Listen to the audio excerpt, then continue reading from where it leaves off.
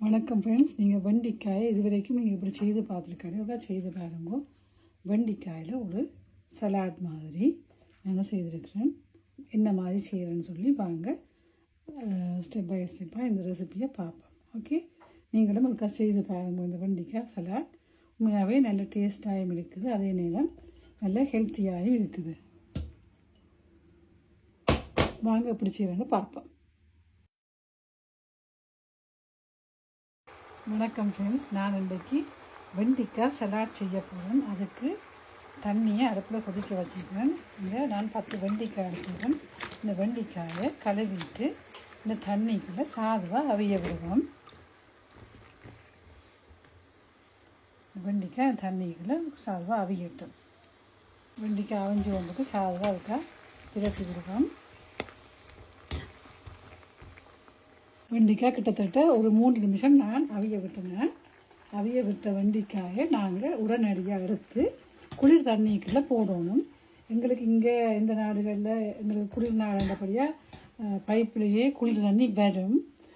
ஸ்ரீலங்கா போன்ற சூடான நாடுன்னு சொன்னால் நீங்கள் ஐஸ் கட்டியை போட்டு அந்த ஐஸ் கட்டி கலந்த தண்ணிக்குள்ளே போட்டுவிடுங்க. இப்போ நான் குளிர் தண்ணிக்குள்ளே இந்த வெண்டிக்காய் எடுத்து போட்டு வைக்கிறேன்.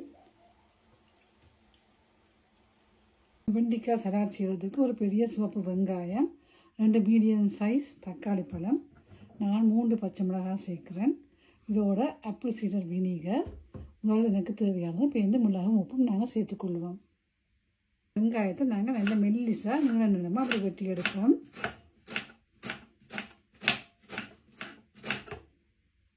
இதோட 2 மீடியம் சைஸ் தக்காளி பழத்தை நாங்கள் வெட்டி எடுப்போம். அதையும் சின்ன சின்ன துண்டுகளாக நீள வாக்கில் வெட்டி எடுப்போம்.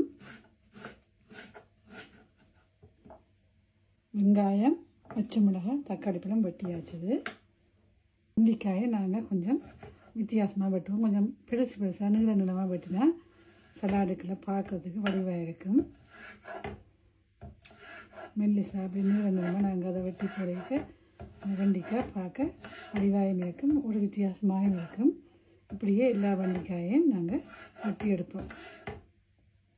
வெட்டி வச்சுட்ட தக்காளி பழத்துக்கு நான் காத்தேக்கிற மிளகு சேர்க்குறேன்.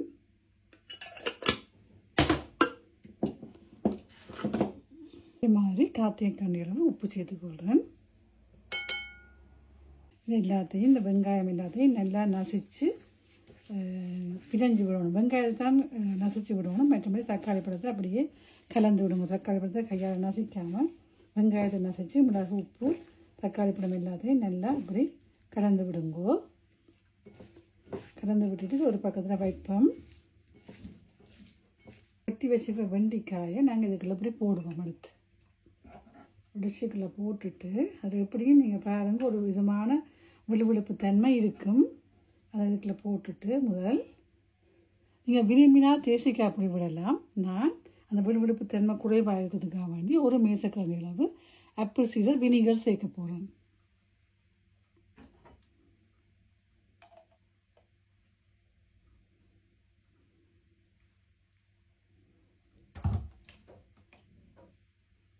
சேர்த்து ஒருக்கா நாங்கள் கலந்து விடுவோம். இந்த விழுவிழுப்பு தன்மை ஒன்றோட ஒன்று ஒட்டி கொண்டு வர தன்மை குறைவாக இருக்கும். அதாவது இந்த பச்சை தன்மையும் அப்படியே கலர் மாறாமல் இருக்கிற மாதிரி இருந்து கொள்ளும். நாங்கள் ஏற்கனவே வெட்டி வச்சுருக்கிற இந்த இதுக்குள்ள இந்த வெண்டிக்காயை சேர்த்துக்கொள்வோம்.